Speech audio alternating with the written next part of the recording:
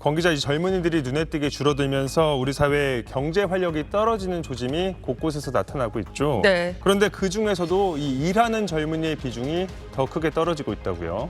네, 20대 전체 인구 중에서 취업 중인 청년들의 비중 7월에 61.4%였습니다. 1년 전보다 0.1%포인트가 줄어든 겁니다.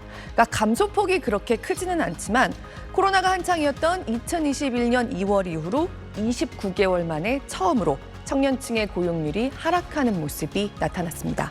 코로나 초기에 젊은이들이 많이 취직하는 분야들이 직격탄을 맞았죠. 이를테면 20대 여성 근로자들이 많은 서비스업이나 소매 판매업, 여행업 이런 곳들이 큰 타격을 입다 보니까 젊은 층이 갈 곳이 없다, 일하고 싶어도 일할 곳이 없다, 걱정이 많았습니다. 그랬다가 2021년 말쯤부터는 청년 고용이 뚜렷하게 회복되는 모습이 나타나기 시작했는데 이 분위기가 지난 연말쯤부터 1년 만에 주춤해지기 시작했다가 결국 마이너스로 돌아선 겁니다. 청년 고용의 문제가 더욱 눈에 띄는 게 같은 기간에 우리 국민 전체 고용률은 계속 늘어나서 사상 최고 수준이거든요. 7월에 15세 이상 전체 고용률 63.2%로 역대 가장 높습니다. 이거는 예전엔 은퇴 연령층으로 분류됐던 60대 이상에서 일자리를 찾고 취업하는 사람들이 많기 때문입니다. 노인들은 일하러 나오는 겁니다. 반면에 청년층 20대에서는 고용률이 꺾이는 모습이 나타나고 있습니다. 네, 걱정되는 현상입니다. 네. 그럼 이런 일이 왜 일어나는 걸까요? 네, 크게 두 가지로 분류해서 볼 수가 있겠습니다. 첫 번째로는 자발적으로 일자리를 찾지 않는, 아예 경제 활동에 참여하지 않는 청년의 비중이 늘고 있다는 점입니다. 7월 기준으로 20대의 경제 활동 참가율, 그러니까 일을 하고 있든 찾고 있든 아무튼 일하고자 하는 20대 청년들의 비율이 65.4%로 나타났는데요.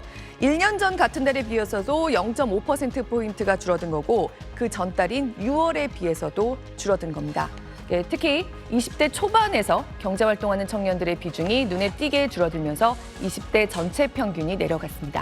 1년 전보다 이 연령대에서 무려 2.1%포인트가 감소했는데 이 정도면 상당한 차이가 나는 거거든요. 그런데다가 20대 인구 자체가 2년 전인 2021년을 기점으로 빠르게 줄어들기 시작한 것도 생각해야 합니다. 지난해 7월에 우리나라 20대 청년은 인구 자체가 그로부터 1년 전인 2021년 7월보다 16만 명 가까이 줄어들었습니다. 하지만 코로나 대유행 초기에 감소하는 모습을 보였던 일하는 청년의 비율은 늘어나면서 경제활동하는 청년 수는 오히려 좀 늘었었거든요. 그런데 1년 만에 또 청년이 지난해보다도 19만 명 넘게 줄어들었고 그 안에서 경제활동을 하려고 하는 청년들의 비중까지 같이 줄어들다 보니까 이제 20대에서 일을 하거나 일을 찾고 있는 청년 400만 명 선이 깨졌습니다.